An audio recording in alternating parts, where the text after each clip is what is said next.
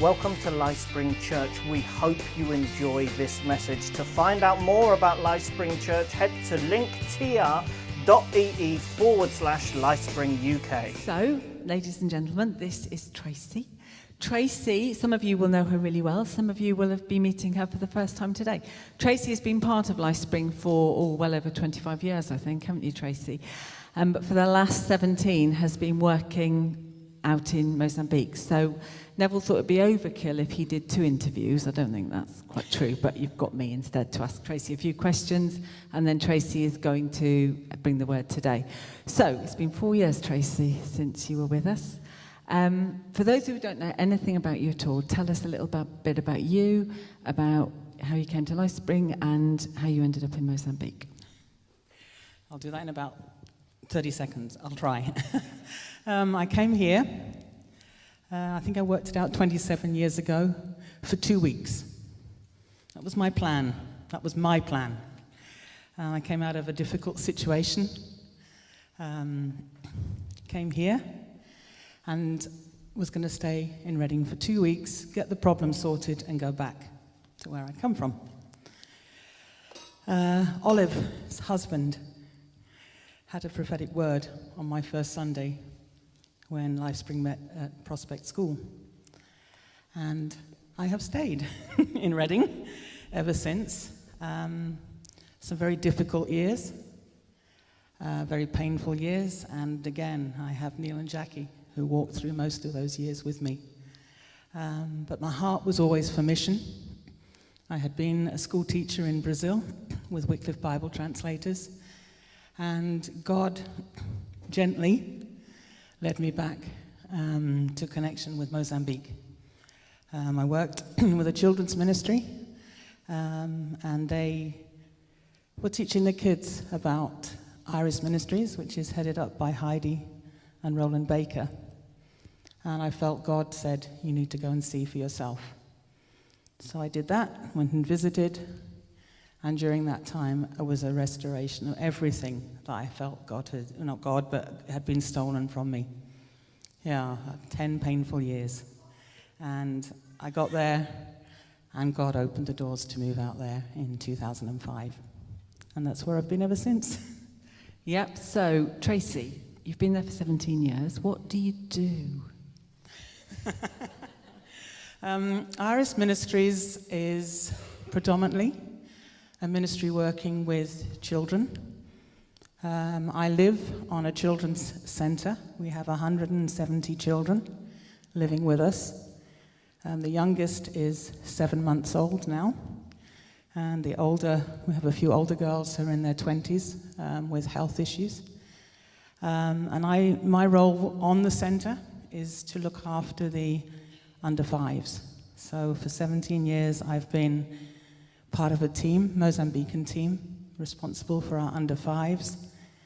I'm part of the leadership team, so that means I'm involved in every aspect of looking after 170 children. And I also do quite a bit of work with the Mozambican school that is on our property. I don't teach anymore, but I do quite a lot of work with our children in the school. And during COVID, our children had no school for 2 years, no lessons.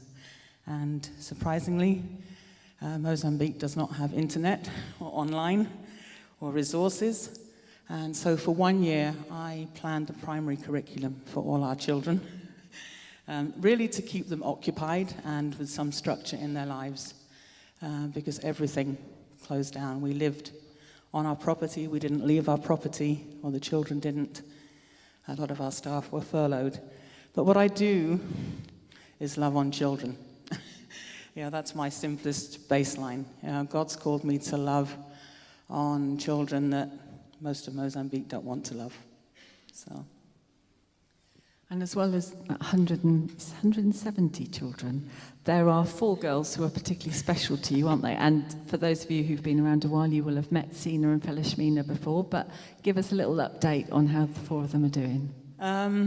It was never my plan to mesh children into my heart the way God had a plan. I have four daughters, daughters of my heart. Felishmina is now 22. For those of you that know her, I'm not sure which pictures are up here. These are very ancient pictures, my goodness. Felishmina's on the left many years ago. She is now 22. After many battles, she passed her 10th grade education last year at the end of COVID, and she has decided she wants to continue and go into some kind of medical field. Nursing is her heart's desire, but it's not very practical. Those of you know her health issues. So we're really praying about an opportunity in medical admin, working in pharmacy, something in that line. So she has knuckled down to finishing her secondary education, and I am so, so proud of her.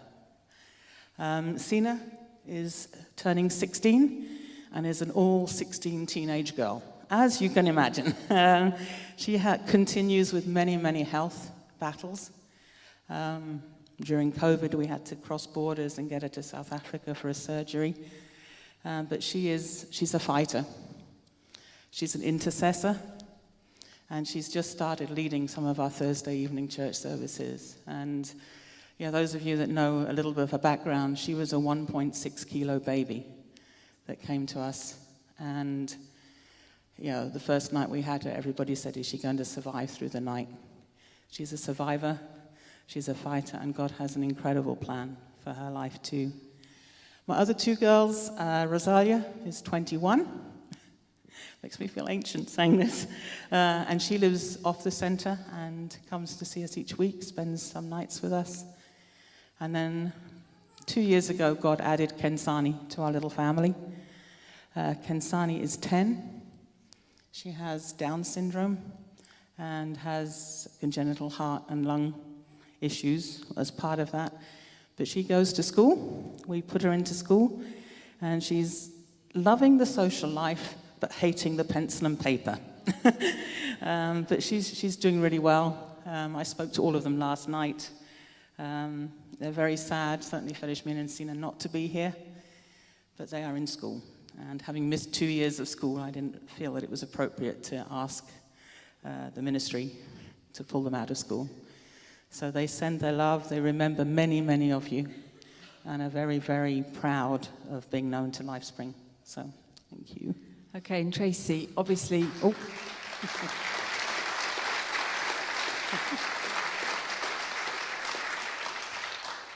You are part of LifeSpring Church. How can we, as a church, we support you financially, don't we? But how, as individuals, can we support you?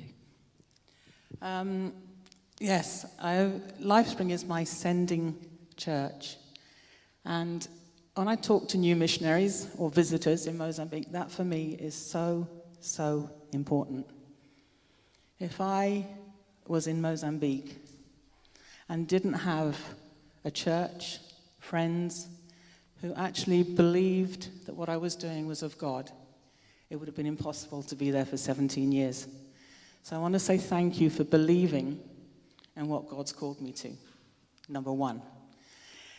Praying for me is a very, very important part of me being able to stay, last the distance. And as Grace and Aaron shared too, obviously financial support means a lot. The church does support me as part of their giving to overseas ministries. And there are individuals here that support me. And what that looks like is finances to cover the care of the currently 23 under 5-year-olds we have. That can be anything from medical needs, clothing, shoes. I dread to look. I can't watch and talk this way. It's a little bit confusing. Anything that a child under 5 needs, financial support helps me with that. It might be buying them ice cream. Some treat type things as well as all the practical needs. Formula for babies is very expensive, probably is here too. And I have some general funding from the ministry, but a lot of it comes from faithful supporters like yourselves. So, anything that an under 5-year-old needs. Tracy finds it very hard to talk about money, but just to say, if you would like to financially support Tracy. Obviously, if you want to hear her news, there is a newsletter you can get regularly. Or if you'd like to financially support her, down at the Connect desk, there's information about all of that. Tracy is around next week at Camp 2. She's also around, I think, for about a month, more or less, aren't you, Tracy? So take time and opportunity to just have a chat with her and find out a bit more of what she does. I'm going to pray for you now, Tracy, and then Tracy's going to bring the word. Holy Spirit, I just really want to thank you for the privilege of having Tracy in this church. Thank you that she belongs to us. Thank you for all she does in your name, and we just want to give you glory for that, Jesus. Lord, just want to pray that you'll come now as Tracy speaks, Lord, that you will inspire her, that you will speak through her, that you'll open our ears and our hearts to hear what you've got to say to us through her, Lord Jesus. And I pray that this time in England and Spain will be a real blessing, Lord, please. Amen. Amen. Thank you. When I met with Neville on Friday morning, I was thinking about how to share. It's been 4 years since I was here. It was never my plan, and it hasn't all been easy 4 years. I think probably 2021 was my toughest year in missions as a missionary in Mozambique. And I wanted to share a little bit of the last few years, but also bring a word of encouragement to LifeSpring, because you have been such an integral part of sustaining life. And I want to be that to be the encouragement this morning as I share. So I flew out of Maputo on Tuesday afternoon. Very anxious, I have to be honest. It's the first time I've traveled. Mozambique is still very closed in terms of COVID. We wear masks. You're not allowed in buildings without masks. So all of that, just traveling, was a huge, to me. I really believe God wanted me to come back for this time. For me, it's a time to reconnect with people, with Him, and with LifeSpring. And as I got on the plane, it was cold, Grace. It was drizzling with rain. God was preparing me for this. I just decided it's our winter. And it was about 20 degrees Celsius, and it was cold. And I got onto the plane, and I just started praying. I was like, Lord, I want this month to be everything that you want it to be. It is hard to leave the girls. I think Sina calls me about 6 times a day, but she's running out of credit already, so that's going to come to an end. But I knew it was right to come. And as I got on the plane, I was just saying, Lord, what do I share when I come back to LifeSpring, particularly? And as we took off and got above the clouds, of course, above the clouds was sunshine. And it was just everything was sort of in double brilliance for me. And I felt God to share about perspective. So what I want to share this morning is, what do you see and what are you looking at? And I want to share bits of Mozambique as well. Because to me, when I first went in 2003, I cried. Because I really had felt that everything of value to me had been broken in the season that I'd been away. And very, very quickly, God said, no, look at what I was doing and look at what's here. And they took me to the garbage dump. The ministry has an outreach to the community at the garbage dump in Maputo. And I walked on the rubbish, and I walked around the community, and I saw kids picking through the rubbish to find food to eat. But as I saw that, I also saw lots and lots of broken glass in the sand. And as I walked, I started picking up this broken glass, because God started to speak to me, and He said, do you look at the poverty, the filth, the flies, or do you look at the people? And it was like the glass was diamonds and precious jewels. And I was picking this out of the dust, it was horrible. And yet it wasn't broken glass. It was as if I was pricking up diamonds and jewels. And he said to me, what do you see? Do you see the horror? Or do you see me in here? Do you see me in the midst of this? What's your perspective? What do you see as you look around? And Heidi and Roland, when they went to Mozambique, Mozambique was the poorest country in the world. It was hopeless. It had come out of civil war, many displaced people, and that's sadly what is happening in 2022, particularly in the north of Mozambique. Thousands and thousands of refugees, displaced people. You know, we're still in the bottom 10 nations in the world. It is third highest nation with HIV amongst children. 8th highest nation for HIV in the total population. 70% of Mozambique lives in poverty, as determined by the World Health Authorities. A third of the population is malnourished. So 20-something years on, it still looks pretty hopeless as a nation, except for God. You know, what looks hopeless in the natural, there's hope if we look with God's eyes and with Him. And I really want to say that this morning as I was praying at home before I came into church this morning. All of what I want to share is, but it's different with Him. If we let Him channel what we see, things are different. We can't change the natural. I can't change what Mozambique looks like. I can't change these statistics. But I can choose not to focus on them, but to focus on God in them. And that to me has been a really significant part of staying 17 years. So I wanted to share a little bit the story, a well-known story of Caleb and Joshua. It's from Numbers 13. And Moses said to them, send in the spies, go and spy out the land of Canaan. It's been promised. Go and see what it looks like. So the spies go in, and it's a story that's well known. And Moses said to them, go and see. See what the land is like, whether the people are strong or weak. Are they few or many? What kind of land do they live in? Is it good? Is it bad? What kind of towns do they live in? Are they unwalled? Are they fortified? Is the soil fertile or poor? Are there trees or not? Go and see what you can see.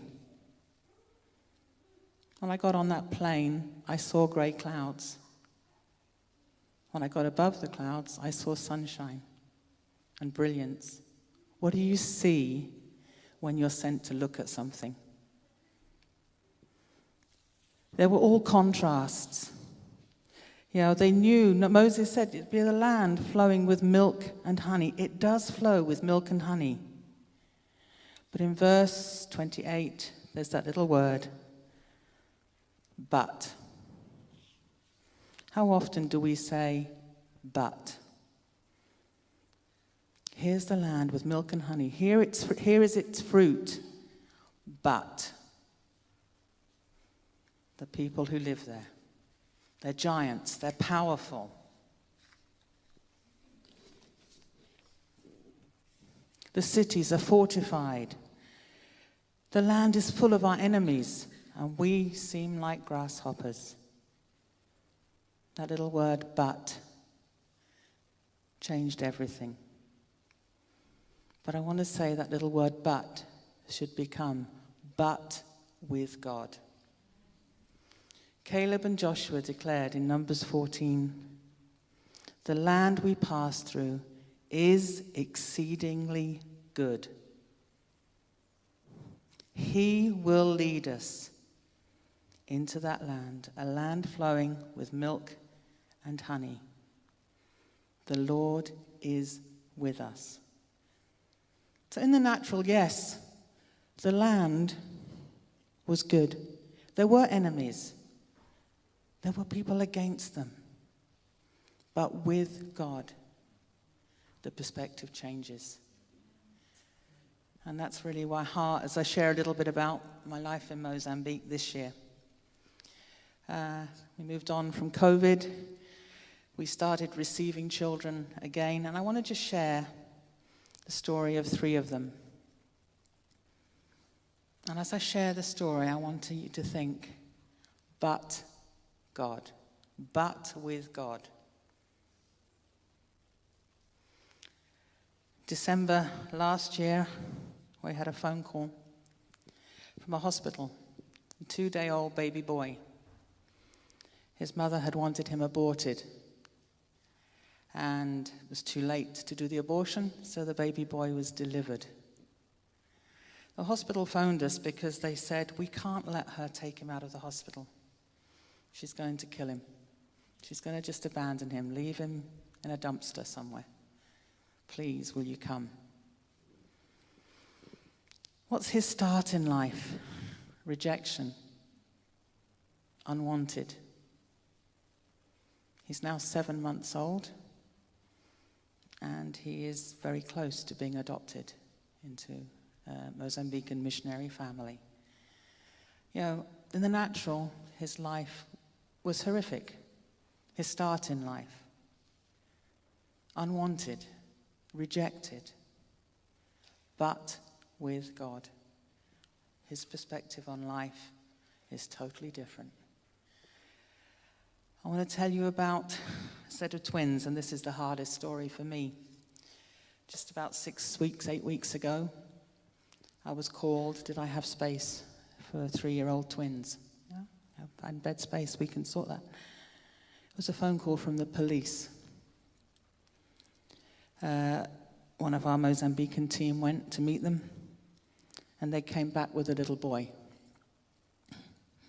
His sister had been beaten so badly, she needed a blood transfusion. So our team took her off to hospital. I had the boy, and it was 4 days before we were actually able to go and visit this little girl. She'd been admitted to hospital, and at 3 years old, left in hospital by herself. She received the blood that she needed, but the hospital had no medication to give her for infection or pain. They had no food to feed her. So 4 days after being beaten so badly, we got to see her. And you can imagine just how trauma-filled her face was. We sat there, talked to doctors, and finally it was agreed that the best thing for her was to come back with us than to stay for 2 weeks in hospital, which was the request. We brought this little girl back, and I sat in the car. She was very, very nervous, and I said, what would you like to eat when we get back? You're going to see your brother. And she said, I want chicken and chips. So I called ahead to the center, and I said, please, can somebody cook her up a plate of food? And she would have eaten for the next 24 hours, non-stop, if we hadn't controlled it. She has been so, so badly treated by her earthly father. What's my perspective on a life like that? I can't change that. I can't change the natural. But I know a God who can change. And with God, her life is going to be so, so different. She and her brother are the biggest clowns on earth. They are still very, very wary children, but they are learning to love, to trust, and to smile. I could never be part of that, but with God. You know, when I talk about perspective, that's what I'm saying. We have to see what's there in the natural. We can't be blinkered from it, but we don't have to stay there. With God, perspective changes. And the last little story I want to share are a brother and sister. And their mother is living on the streets of Maputo. And the authorities took her baby girl off her. You know, you can't live on the streets with your baby, but you could stay there with your 3-year-old. Anyway, the authorities took the baby into care, and the mother tried to keep tabs on her daughter until her baby got COVID. And then the government centre that had the little baby girl wanted mum to go to the hospital. You know, we're not sending one of our staff to hospital with COVID, you go. So the mum came off the streets with her 3-year-old son to care for her 1-year-old baby in the hospital. When they were finally discharged, the mother decided that there was no way she was putting her children back in the government centre. And we have a ministry team, 2 people on the streets, living on the streets. And with them, it took about 2 weeks. Both the brother and sister came to live with us. They've both recovered, but the 3-year-old boy still has a hard time trusting new people. It took him a long time before he would trust any of us, but he does now. But anybody new that comes, he's like on my side like this within seconds. You know, what's the hope for them? Can we really believe that the trauma, the pain of their early years can be different? Can we believe the promises of God? He says in Jeremiah 29, I know the plans I have for you. Plans to prosper, not to harm, plans for good. You know, Caleb and Joshua, they saw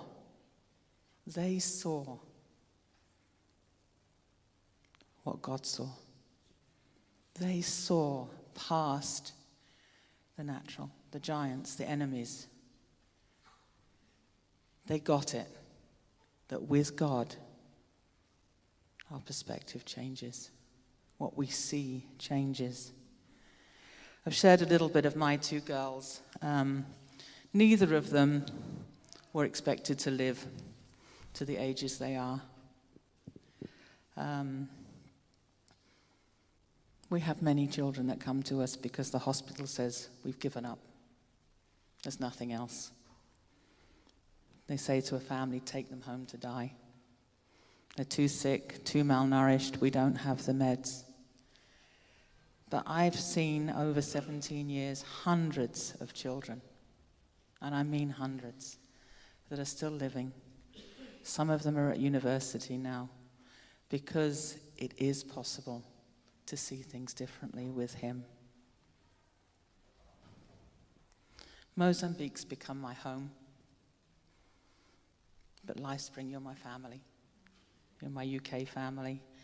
And our Australian director, they were stuck in Australia for 2 years because Australia had some of the strictest COVID regulations in the world. And he coins it really well. You know, those of us that live in Mozambique, we have 2 families, we have 2 homes. I was very nervous coming back here today. I saw Stella on Friday and burst into tears, so I've been really praying that I wouldn't do that today. It's very emotional coming back, because you are family. You are my family. It's emotional leaving my family behind for a month too. But I want to say this morning, what do you see? You know, the world sees Mozambique as a nation that's still pretty hopeless. It's still very corrupt. It still lacks in so many areas. But for those of us serving there with Iris, that's not what we see. We see a nation that needs Jesus and can be transformed with him. When you look at your own lives, what do you see? Do you discount yourself? The giants that you have to face are too big. Do you see the things that you perceive have gone wrong in your life and say, I can't see any way out. Neil and Jackie and some others here will testify to the times in my life when I was at my lowest here. And I don't think, even back then, I know Jackie knew that I would go back to missions. But back at the lowest of the lowest point in my life, while I was here in Reading, I don't think I could have seen what God had in store. And certainly not 17 years and adopted daughters. I would never have believed for that. I couldn't see that. But God knew. God saw it, and bit by bit I've walked into that, supported, prayed for, loved through. And I want to encourage you, you may not see right now beyond the failures, the inadequacies. I mean, there's so many people in the Bible who said to God, it's not me, somebody else. I can't do it. No, what you're saying, God, no. But I want you to change that but to but with God. He is the God that brings change. Yeah, those pictures that Sarah kindly put up there behind me this morning are lives that are different because of God. They're not different because of me. They're not different because of Iris Ministries. They're transformed because of God. But with God. You know, Caleb said, the Lord is with us. The Lord is the one who overcomes the giants, the insecurities. The Lord overcame trauma and sickness and malnourishment. I never imagined Felishmina turning 22. Nobody in our ministry did. I think the expectation was that she might make it till 10 years old. And now she has a heart to serve in the area of medicine. Medically, we can't do anything for her. But with God, her life's been transformed. And I want to just say to you, your giants can come down with him. The land, the promised land is yours. The promises he has are yours. Overcome with him. Amen. Thanks for watching this message. We hope you enjoyed it as much as we did. To find out more about our church, head to linktr.ee/LifespringUK.